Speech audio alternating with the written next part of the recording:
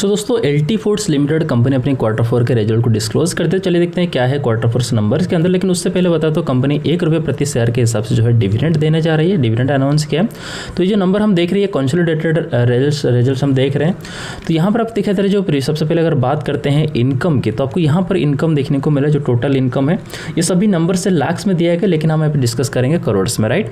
तो यहाँ पर आपको दिखा रहा है 2091 करोड़ के आपको यहाँ पर पिछले साल के इनकम था, और इसी क्वार्टर प्रीवियस क्वार्टर आपको यहाँ पर 2288 करोड़ का देखने को मिला था। 2288 करोड़ की था पिछले साल की इनकम, पिछले क्वार्टर में, और इसी क्वार्टर आपको यहाँ पे 2259 यानी कि 2259 करोड़ के आपको देखने को मिल रहा है इनकम, राइट।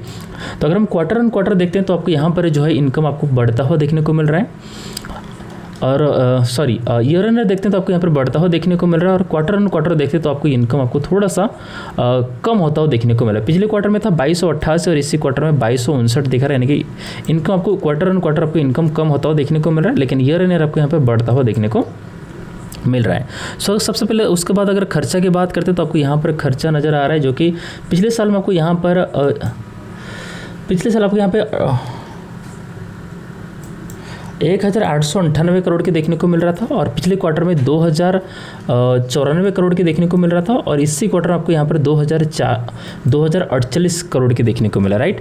यानी कि अगर हम यहाँ पे ईयर ऑन ईयर बात करते तो आपको यहाँ पर जो एक्सपेंस जो खर्चा है आपको यहाँ पर बढ़ता हुआ देखने को मिल रहा है, और क्वार्टर ऑन क्वार्टर बात करते तो आपको एक्सपेंस जो है खर्चा आपको थोड़ा सा कम होता हुआ देखने को मिल रहा है।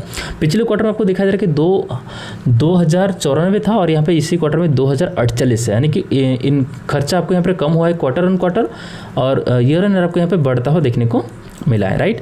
तो बात करते हैं यहाँ पर प्रॉफिट के, राइट। तो प्रॉफिट आपको देखने को मिल रहा है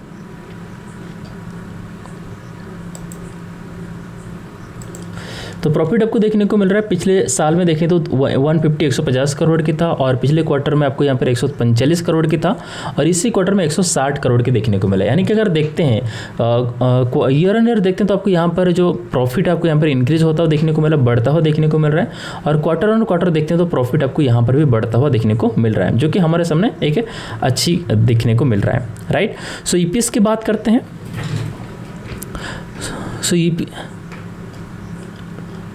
तो EPS की बात करते हैं। EPS आपको यहाँ पे पिछले साल में था 4.28 में, और पिछले क्वार्टर में आपको यहाँ पर 4.13 में देखने को मिला था, और इसी क्वार्टर में 4.62।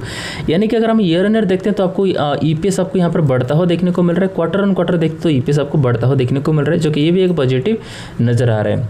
तो वीडियो सिर्फ एक एजुकेशन पर्पज़ के लिए, यहाँ पर कोई बाय सेल होल्ड की सलाह या सुझाव नहीं है। वीडियो पसंद आ रहे तो लाइक करिएगा। फिर मिलते हैं नेक्स्ट वीडियो में, धन्यवाद।